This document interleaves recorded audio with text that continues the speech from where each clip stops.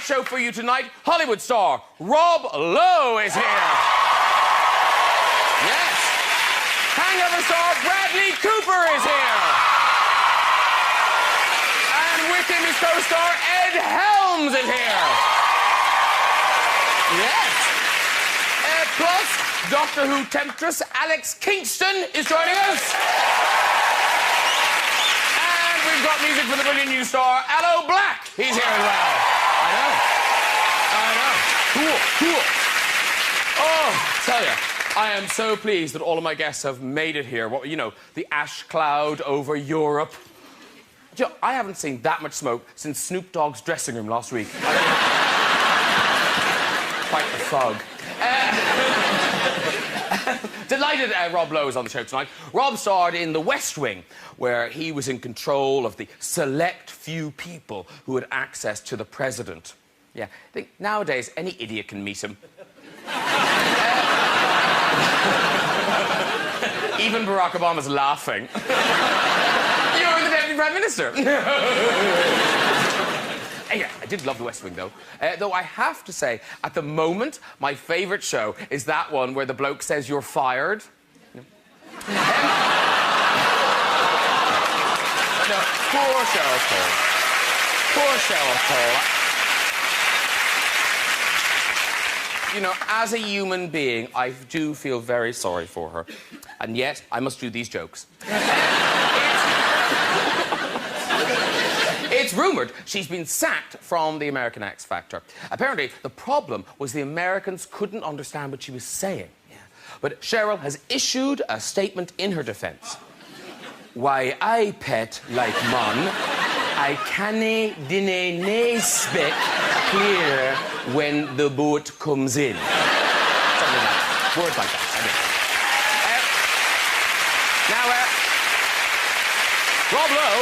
Rob Lowe used to be part of the cool young group of Hollywood actors called the Brat Pack.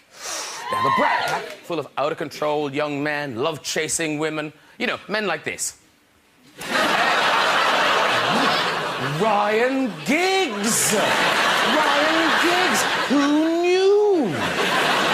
Oh, yes, everyone. He had an affair with model Imogen Thomas. Here's a picture of Imogen. In there somewhere, I'm sure.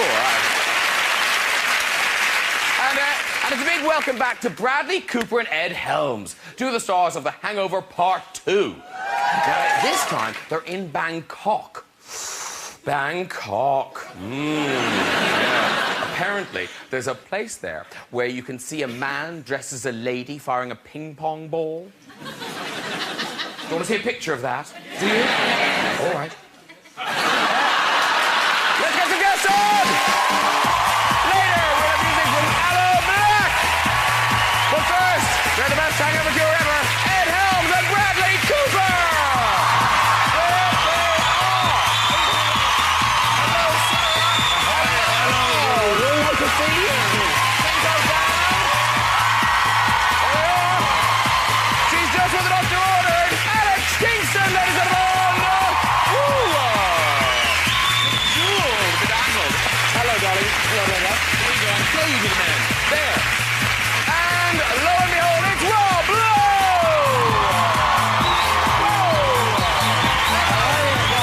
Very nice to see you. Sing some down.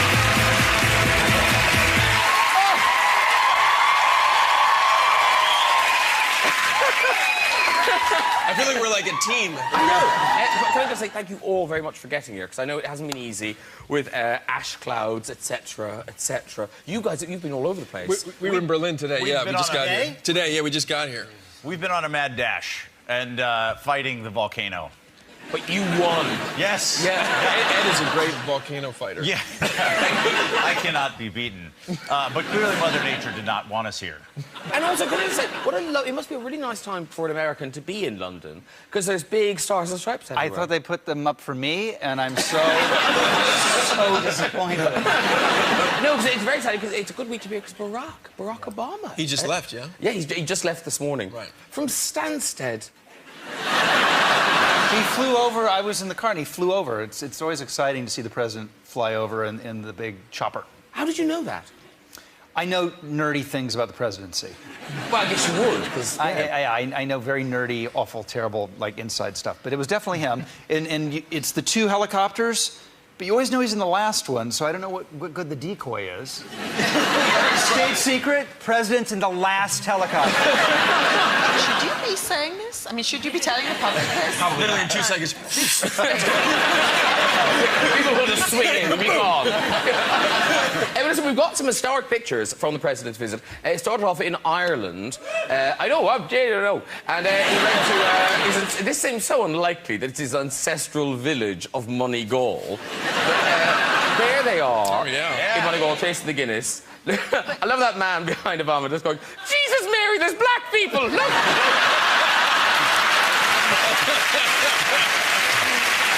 Is he now saying that he's Irish? His ancestry is... There's an election coming up, so I think... it's one-fifth or something. Sure, why not? Why not? Why not? I go for it. Now, you say that's a picture of them enjoying Guinness, right? Here's a picture taken a bit later. Right. Now, Michelle has not moved. That's her 7th pint. She's going, it's leaking into my mouth, I can taste it. And while they were in Ireland, the Obamas met, it seems so odd for the people they met Jedward. And it had a profound effect on Michelle's style. And the woman to her right. Yes, it's catching on. It's amazing.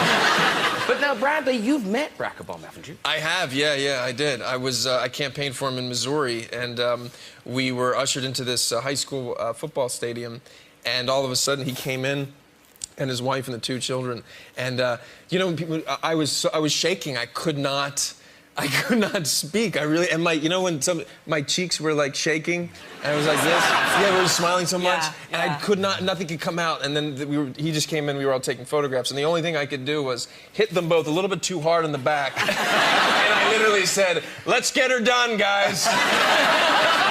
Let's get her done, guys." That became their campaign slogan. Forget yes we can. Let's get her done, guys. Is that a photograph you've got? We've got a picture. There it is. Let's get her done.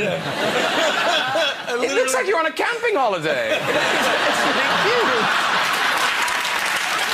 We do have a picture. This is Obama arriving in the UK and meeting the Queen. All very dignified and lovely. But check out this picture of Prince Philip with Michelle. Now,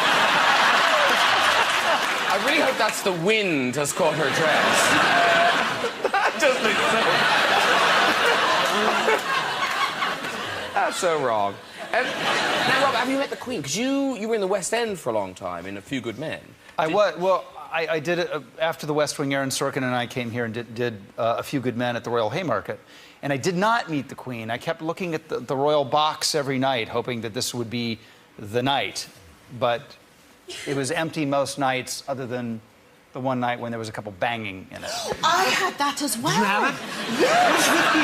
There's this couple who go around the West End. Okay, this makes and sense. in every single theatre, they have to, it's their thing. They have to go to every single theatre, and they basically... Can I say the F word? Well, I think we know what you mean. All right.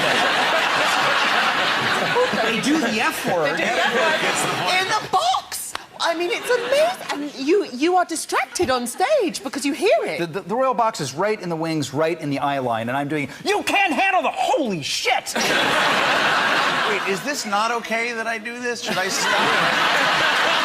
Because I thought I was part of the show. But I'll stop. It's odd that story didn't make it into your book, which is Stories I Only Tell My Friends, an autobiography.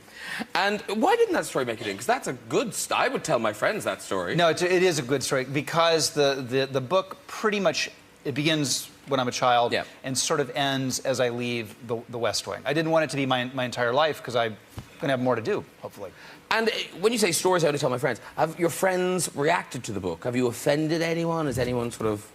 Well, I tried to write it in a sort of spirit of generosity, so there's all kinds of good people No, in you're it. very nice about everybody. Right, yeah, but it's still dishy and interesting, and it doesn't feel whitewashed. So once I figured out the tone, I sort of felt like I was going to be okay, nobody was going to have an issue, and so far nobody has.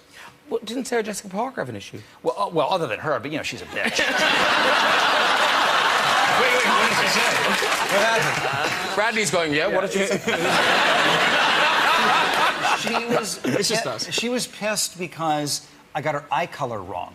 No, come on. Yeah, she was just like, look, I cannot believe that you don't remember that my eyes are blue. I said they were brown, I guess, or green. Look, they are indeed. They're blue. There she is on the monitor. How did that come about? How did you learn of that? Third-party Oh my intermediaries. That's crazy. You're kidding me. Well, why was her eye color in the book? Because they used to... Just to what? I don't know. do the balcony thing in the Gaze opera house. longingly into each other's eyes. It does seem like if you're gonna mention her eye color, you should do the research. I can be lazy that way. Okay. You're colourblind. That's it. Yes. No, I was a bit of a dog in those days. Because when you started your career, the one thing that really does come across in the book is how available sex was. Yeah, I mean, look. I mean, fabulous, but... In the 80s, it was on. Yeah, because you would watch MTV. Look, I was... I was not... It's in the book, by the way. It's all in the book. I was not above using MTV as sort of the home shopping network. But that's amazing. You would just ring up MTV Yeah, and walk go... us through this. Here's how it goes. How did you do that? I'm solving all your love life problems right here. Here's what And you you're do. sitting next to a woman, so what? Okay, so here's what you do. Hold your ears. Here's the deal. You watch You're gonna have MTV. Right. You see the Sting video. There's a girl dancing with the chair, a little blonde bob at the end of it. You go, that's... You call MTV. You go, hey, it's Bradley Cooper here. Yeah, Hangover. That's right. In many, many other movies. A-Team. Yes, me. So, that ripped guy, that's me. And I like that girl. Can you get me your phone number? And they give it to you. Wow. So MTV is basically a pimp operation. That's okay. Yeah. Need to know. They've probably, Human Resources Department has probably worked things out a little bit better than they were in the late 80s, but that was sort of... But the ego. I mean, the fact that you think these... They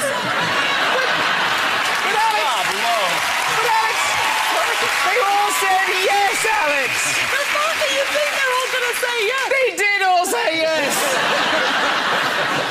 Listen, it's like Ty Cobb said, it ain't bragging if you done it. Those are the women that you did want, but then there were kind of the fans that presumably, you know, you weren't that keen. Like, didn't your grandparents have a horrible experience? Well, yeah, I mean, and this is, listen, my story is, it happens to anybody who's in that moment in time where you're that guy. It's happening to this one right now. Admit it, I know people are breaking into your grandparents' house in Missouri, like they did mine, in the middle of the night and going, where's Bradley Cooper? And your parents are like, not here in the night. And if he were here, he wouldn't be in our bed. What? So, yeah, you know, who knows? But fans are incredibly resourceful, because, Alex, you've just been filming Doctor Who in the desert. Oh, my God, the Who fans got to be nuts, right? Yeah. But where were you, in the middle of Utah or somewhere? We were in the middle of Utah, and we'd never filmed Doctor Who in America before, obviously. The American fans are amazingly resourceful because of Twitter. Everybody now knows. You know, the minute that they catch sight of one of you, it goes out and people know where you are. And so we were in the middle of Monument Valley, in the middle of nowhere. And suddenly just these fans just sort of appeared out of the scrub and the desert. And, Like zombies. and they were, because they wear those funny anoraks, you know, they're kind of... they are, you know... So you know who bit they like- are. Yeah, a bit like train spotters, really. It's awful to say, but they kind of are. And they knew that they couldn't come close to us because everything we're filming is secret. So they were very respectful, but sort of just would stand and watch. And how are the fans reacting now to you kissing the Doctor? 'Cause that's a big deal. Oh, it is a big deal. Oh, God, there's a picture. It is a big deal because he hasn't, I don't think, kissed a woman before. I mean, he hasn't kissed a man either. No. But, you know, he's just coming into his sort of sexuality after 900 years. He's a slow learner. He's a slow learner. I think the fans have been okay, But I think I have to be quite delicate about it because it ultimately is a children's show. No tongues. Clearly. Oh, tongues. I'm getting tongues. Really? Well, it's difficult, isn't it? Because I don't know about you guys when you do kissing on camera or whatever, but there's I've never talked with my fellow actor about what sort of a kiss it's going to be. Really? No. You just sort of do it. Like, what do you mean?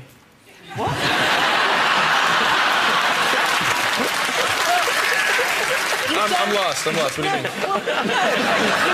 You don't stand with your co-star and say, OK, you know, are we going to do full tongues, right. or, you know, down the tonsils, a little... Wait a minute, you don't talk about that. That's not true. No. Sarah Jessica Parker, to keep defaming her, she had someone, a third party, say to me, don't put your tongue in her mouth. She likes those third parties. That was on a date. But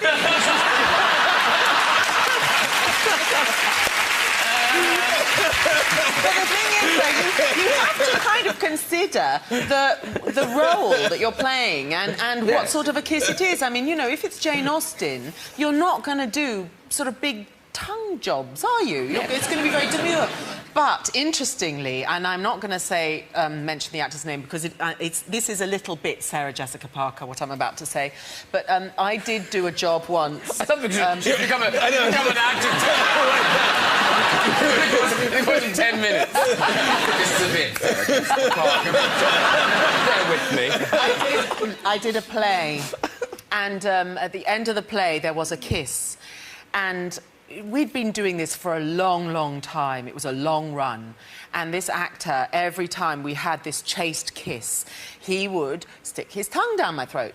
And so I said, if you do that again, I will bite your tongue. And I think he thought I was joking.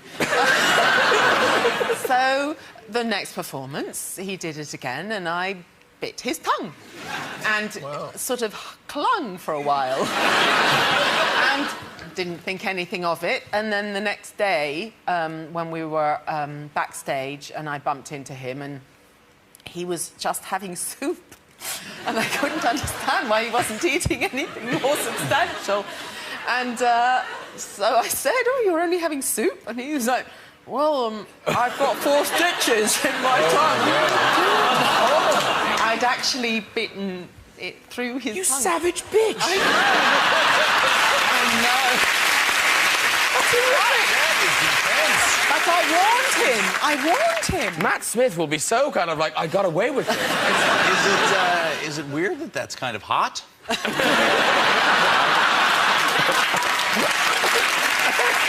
Just going back to the book, there's a really... Just going back to fans and things. There's a very sweet... Your very, very first fan letter you ever got. Oh, yeah. Isn't that sweet? Isn't that you nice? put in the book. Would you mind reading it? I saved it. I was 15 years old. I was on a bad sitcom, and the producers came down one day and said, here's your bag of fan mail. I never had a bag of fan mail in my life. I was so excited, and I picked it up, and I saved it. I'll read it to you. Where is it? Here's... Dear Mr. Roblo, I enjoyed you very much on the TV show The New Kind of Family. You are a great actor. Can you please send me an autographed photo of yourself, if possible, in a bathing suit or in your underwear? Sincerely, Michael LeBron, number 44412, Pelican Bay State Prison. Isn't that great? Story's Gonna Come, my friends. It's out in shops now. It's already, it's number 3 for 2 weeks. 4 weeks in a row, New York Times bestseller list, top 10. Fantastic. Congratulations. And for lazy people, the audiobook will be out to download very soon as well. Yes, exactly. But get the book, get the book. Listen, we must talk about Hangover. Yes. Because I knew it was a hit, The Hangover. Right. But it wasn't until you were coming back. It's the highest grossing R-rated comedy of all time. Right. What did it take in the end? 600 million or something? I don't really know. 477 domestic and 275 European. Upwards around that. Yeah. 700 million. So it was about 700 million. Wow. It's in cinemas now, and I mean, it's fair to say you had a winning formula, and you've gone with it. You've kind of run with your winning formula. That's right. Yeah, it was an early discussion that we had about, do we adhere to the structure, a ticking clock, somebody's missing, we have to get back to a wedding before some girl gets upset. And we thought, yeah, we want that phone call from Phil to Tracy, we effed up again, and all those things. But just put it in Bangkok, not Vegas, and there will lie all of the opportunity for new comedy. And a lot of it seemed to be actual locations. Yeah, we were a month in L.A., and the rest of it was in Thailand. And was that hell? I mean, not Thailand, It was but hell I mean... for you, wasn't it? Well, I did go through a rough patch. I ate something that made my body so angry that I exploded. Every day. A bomb went off in my stomach, and it had 2 outlets. I thought I was dying, and I thought I had some crazy tropical disease that no one could diagnose, and that I would be dead in 2 days. And no family was around, and I went to some really dark places. It's quite method. It definitely informed Stu's character for the rest of the movie, but I wouldn't eat anything for the next 6 weeks. All I ate was peanut butter jelly sandwiches that my mom mailed to me. Do you have any idea what it was? It was like a monkey brain or something really crazy? It was just like a noodle dish that we all ate. And you and I argue about this all the time. We actually ate at this place that we loved, and he was the only one that got sick. And I kept saying it's because he was eating from the condiments that had been out there all day. Remember, you were like, it's not the condiments. Yeah, but if you saw this place, you would say, why the hell did you eat there?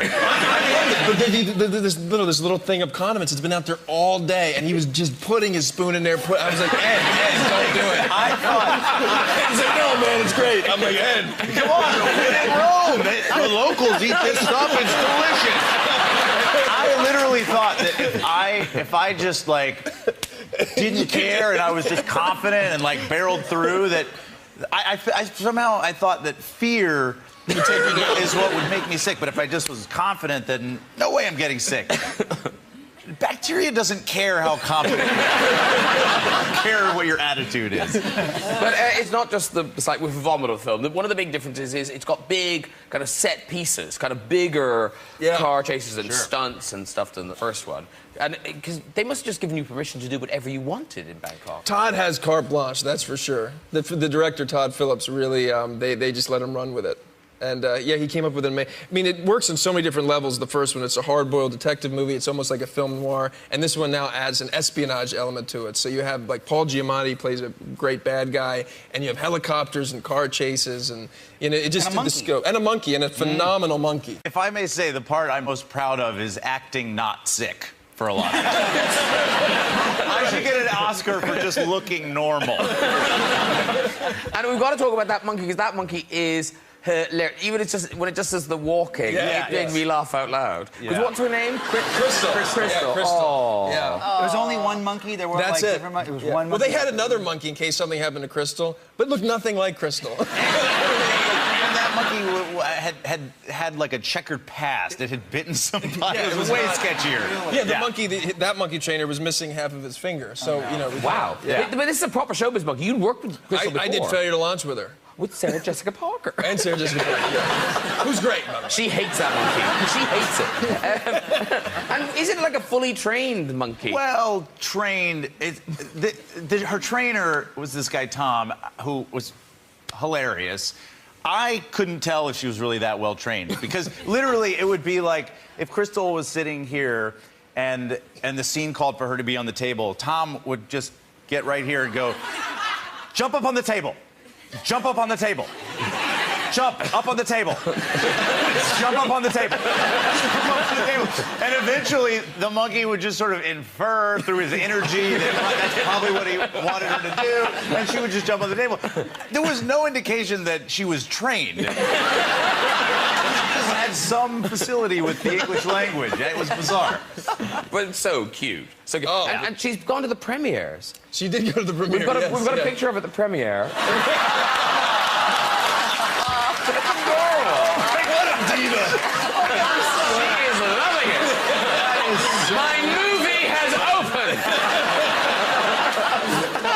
years of struggling. Oh my God. She got a huge trailer now. She's like a crazy diva. Now, there is a song in this one, but your song in the first movie, which did you write that song? The song in the first movie was very spontaneous, yes, because we had that big grand piano on the set, and I would just sort of play around and goof off and try to make the crew laugh. And Todd said, let's put a stupid song in the movie. So we kind of wrote it that afternoon and shot it the next day. And you're a proper musician. He's a great musician. Yeah. Proper, sure. So if I give you a little blast of the song, I will give you a keyboard. Okay, yeah. Okay, cool. All right. Okay, so There you go. Wow. do you remember I have the lyrics if you don't remember the lyrics. Do you remember the lyrics? From the first one? Yeah. Yeah, I remember them. Oh, gosh. I wrote it. So is this, what? This a Steinway? What's happening? It's gorgeous.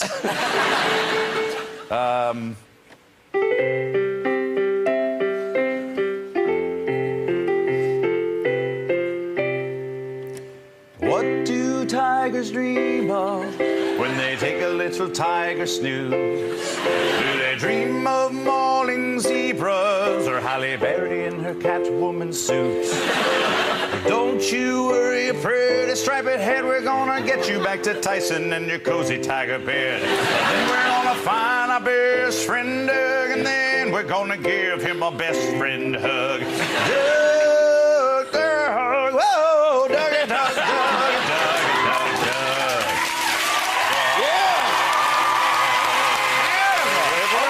Wait. But if he's been murdered by crystal meth tweakers, well, then we're shit out of luck. Thank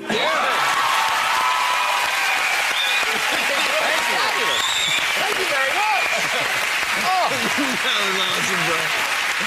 That was awesome. Haven't played that in a while. I would say it's set in Bangkok. Now, and a lot of it seems like really real. Like the lady boys in the movie, they're clearly real. Oh, yeah, she was wonderful. Where did you find... I think she's the #1 Isn't he a him? female Him, her, pornography him? actress in the United States. And then you did go to one of those clubs. You went to the ping pong clubs. We did, yes. We did in our spare time. But we also shot stills there, and I had a very unfortunate experience with the ping pong ball. What happened? I was trying to be, a showboat, and I opened up my mouth to pretend to catch the ball, and she called my bluff. It was amazing. I'm totally confused. Okay, so You thought the MTV story would hear this one. so Yeah, off you go, Bradley. you tell Alex what the nice lady did.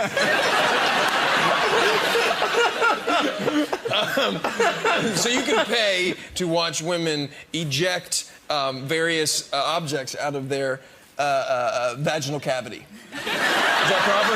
She played a nurse on ER. She knows what you're That was talking about. technically, yeah. So You make like it sound darts, so sexy. darts, ping pong balls, sort of kites and stuff.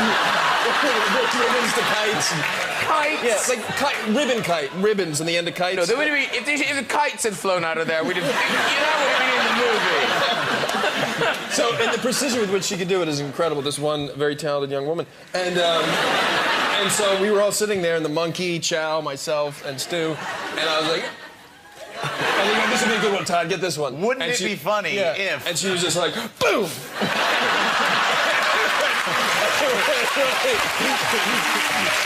It was crazy. And I was sick again. Was he really? Anyway. Oh, dear. Now, listen, the premise of the film is that idea that, you have a big night, you can't remember what happened. Extreme in your movies, but it does happen to all of us that can happen. And there's a website called Texts from Last Night, right? Yeah, have you seen this? It's when people submit texts that either they sent during the night or sent the next day. It's pretty self-explanatory. For instance, a classic would be, did you really just text me at 6:55 in the morning asking where the condoms were? I moved out a year ago. What else have we got? Guess who won bingo at the senior centre and is going to jail all in the same night? This is a little dialogue one. I told you I was good to drive. Dumbass, I drove. You sat in the passenger seat and steered with a paper plate.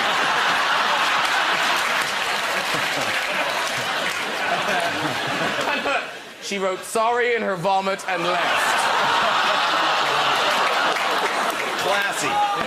Is this next one is, oh my God, the night he had. Don't really want to talk about it. You were right. She had a whole jar of toenail clippings on her nightstand that she chews on when her fingernails are too short. Direct quote. Direct quote. And finally, I like this. A lesson I learned in the hospital: when you masturbate while attached to a heart monitor, it scares the nurses a lot. Oh, well done, all the text. Very good.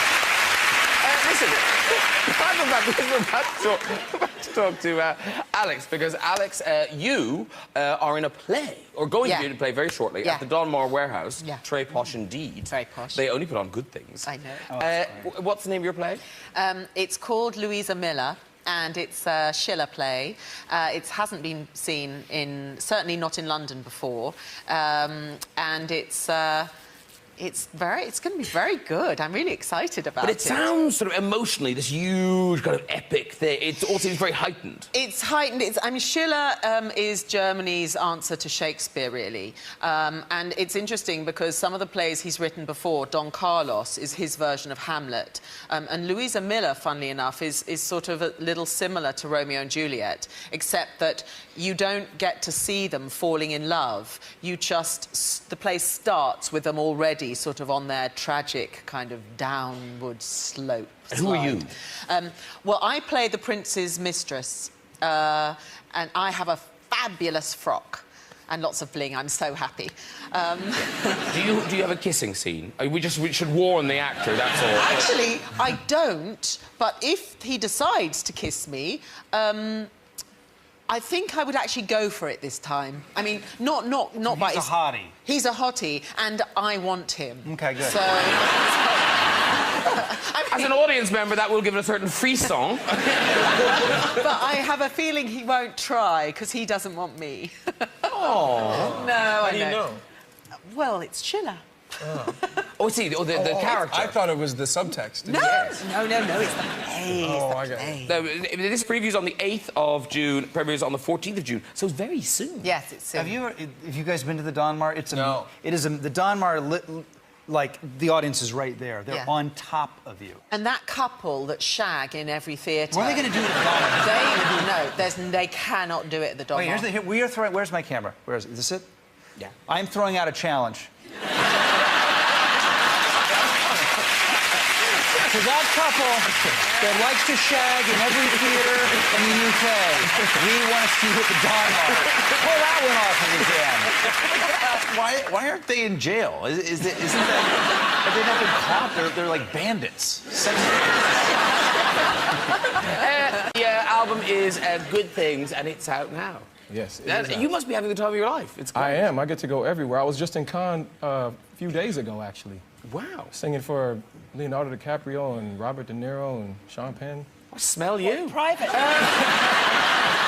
And this summer, people can see you're doing all the festivals and stuff. You're doing Glastonbury. All the festivals, yeah. I'll be here at Somerset House, July 10th. Somerset House, nice. Have you been to Glastonbury before? Do you know what time you're playing at Somerset House? I don't know what time I'm playing, but I'm sure you can find out. Yeah. I think probably buy a timeout rather than bother Mr. Black. Could you get us 2 tickets? Yeah, after the play. I could go after the play. I'll let you come to my play if you let me go to your concert. Okay. Lovely. Cultural exchange. It's lovely. Right. Before we go tonight, just time for some stories in the red chair. So who is up first? Hello, nice lady. What's your name? My name is Ketaki. And where do you live? I live in Serie. In Serie, you say. And what do you do there? I'm a landscape architect. Actually, we've had a landscape architect in the chair before. Delight us with your landscape architect story. 4 years back, I met this guy, tall Dutch blue guy in India. Part of Indian culture, you always look after people who come to your country. Then I come to his country, as in the work country he works. He completely ignores me for first 2 months. And third month, he asks me, would you like to go for dinner? I'm like, okay, I'm going out with a colleague for dinner. At the end of the dinner, he kisses me on my cheeks and said, so, how was our date? And I said, whoa, hold on your horses. That was no date. You want to go on a date with a pretty girl? Ask her you want to go on a date. And don't turn up in office clothes. Damn. Come in nice smart clothes and nice denim and nice t-shirt.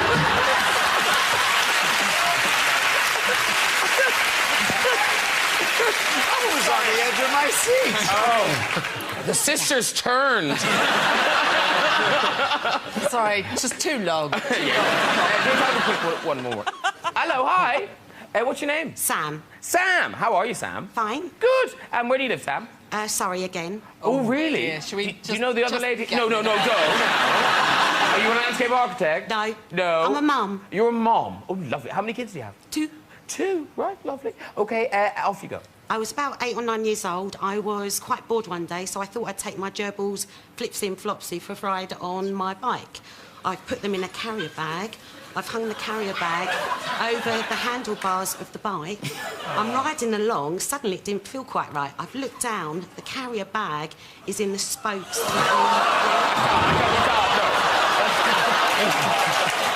That's terrible. Oh, she's like a mass murderer of Petland. Flipsy and Flopsy. The opposite of funny. They're not Flipsy and Flopsy. They're yeah. Oh, do we try? Okay, go on. One more. Hello, sir. Hello, Graham. How are you? I'm very well. Now, who are you? My name's Bernie, and this is my second time in the red chair. I was here in January from my home in Las Vegas. Yes. I didn't even get to start to tell my story before Tiny Tempa pulled the lever and checked me out.